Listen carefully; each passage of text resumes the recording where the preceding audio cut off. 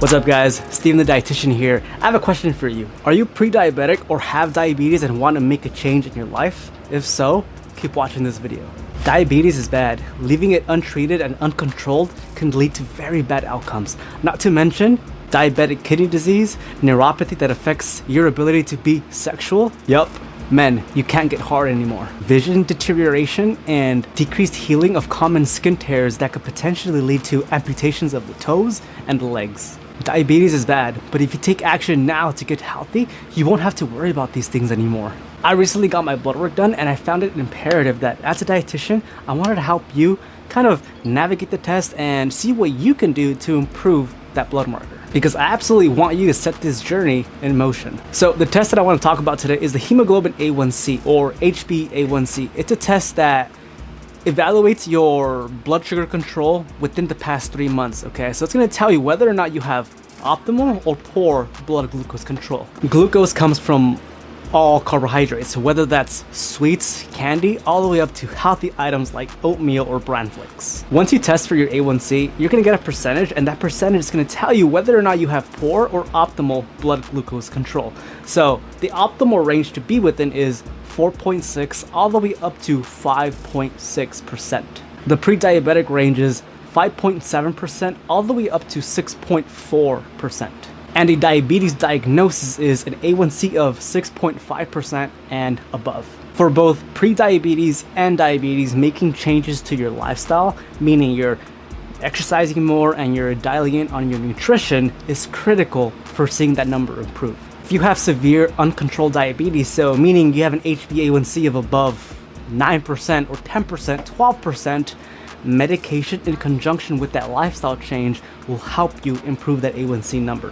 So there's a medication called metformin, which is a drug used to treat type 2 diabetes or high blood sugar. If your doctor recommends that you take metformin or some type of drug to help you with your high blood sugar, take his advice and apply your lifestyle changes to that. You'll be able to get rid of that drug eventually. Let's dive into each lifestyle change real quick. Number 1 is diet. You have to adopt a way of eating that incorporates more whole, minimally processed foods. You have to make that healthy choice at the restaurant. You have to make that healthy choice when you go to that fast food restaurant more times than you like.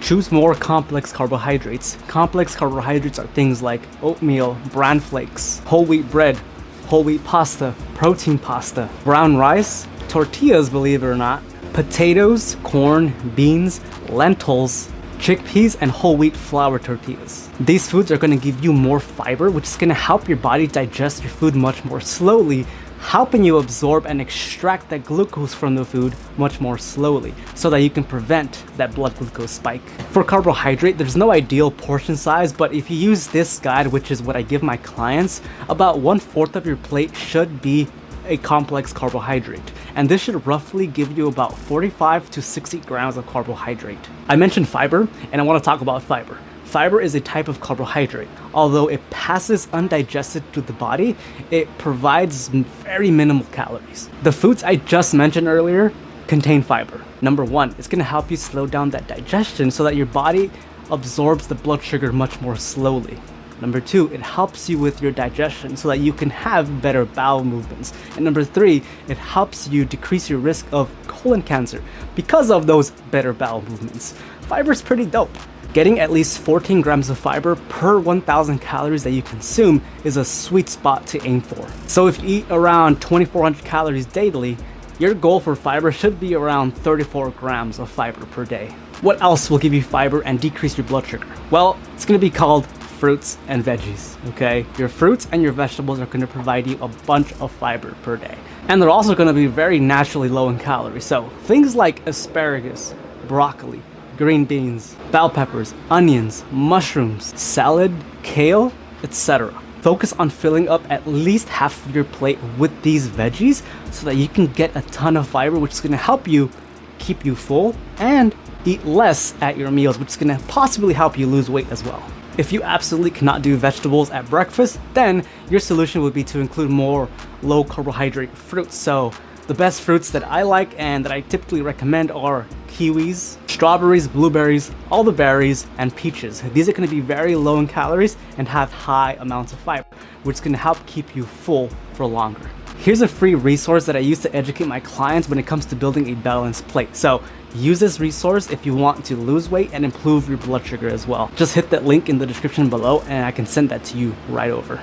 Protein, okay? Protein is going to be critical for controlling that blood glucose. Protein is going to help you burn more calories naturally, which is nonetheless going to help you possibly lose weight. Because of that extra energy expenditure that's occurring, your body has to work a little bit harder to digest that protein into its individual amino acids. Protein is also very filling. It's the most filling macronutrient of all the other macronutrients, which again is likely going to help you lose weight.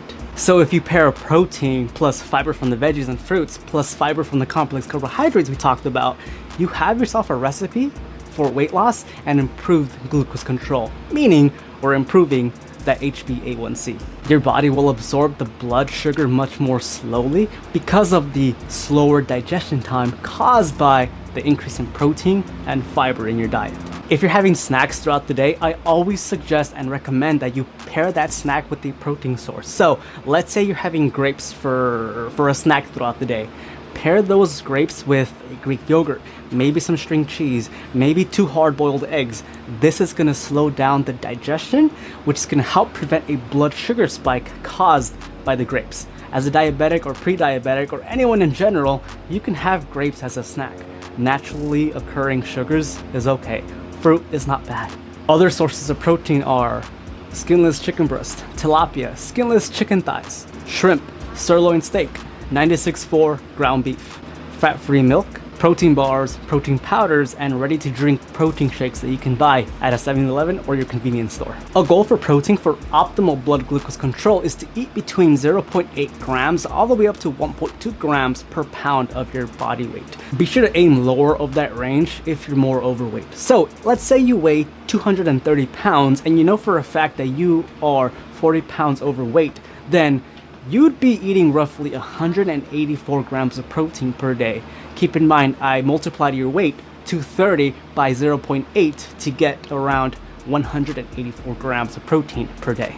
Now it's time for the fun part, okay? Let's talk about exercise. Walk more and begin lifting some weights. Lifting weights is going to be the best way to control your blood sugar. This is because when you stimulate the muscle fiber, so when you exercise, your muscles are insulin dependent, okay? So they utilize insulin to bring in glucose so that you can prolong that exercise, so that you can keep going. So your muscles are going to use up insulin, which is going to make you more insulin sensitive during that exercise and after that bout of exercise. Do this for quite some time, okay? And your body is going to naturally improve its whole body glucose control. Start lifting more weights, guys. Start with just lifting 3 to 4 times per week of 30 to 60 minutes of exercise every time you do it. You'll notice your blood sugar control increase or improve by tenfold. I'm telling you, resistance training is the best way to control your blood sugar. It's scary to start at first, but once you get after it, once you start doing it, it gets so easy and it gets pretty fun actually. On top of lifting weights, you have to get more active outside of that gym. You have to walk more. You have to move your body more. So set a step goal of about 8,000 steps per day and slowly work your way up. So week to week, add 500 to 1,000 steps every single day. And you're going to be able to increase your steps by parking farther from the grocery store, taking the stairs up to your apartment, going for that 30-minute daily walk that you've scheduled into your calendar, getting up occasionally at work and walking around the office or up and down the stairs for like 5 minutes periodically. Or you can purchase a walking pad for the house so that you can walk while you watch TV or while you scroll through your social media. Stop making excuses. There are solutions to increasing your steps. As a society, Americans are very freaking sedentary, okay? We work a desk job most of the time where we're sitting around all day just to get home and sit on the couch for the remainder of the day just because we're tired. At the very least, you've only gotten about 1,000 steps per day to and from the break room and the bathroom. Changing your lifestyle is what's going to help you reach your goals faster and improve your health outcomes. It's what's going to help you improve that A1C and reverse your pre-diabetes and your diabetes. You have to start now though. Eat more fruits, eat more veggies, eat more complex carbs, which is going to make you eat more fiber, eat more protein, start lifting more weights, and start getting more active. Get your steps in. These are the big pillars for achieving that success you want. You guys, I hope this video is of great help. Send this to someone who may be struggling with diabetes or pre-diabetes and who wants to make a change in their life. Or send it to someone who needs more education on the topic. Comment below what other topics I should cover, and be sure to subscribe for more nutrition and fitness related content. I'll see you guys on the next one.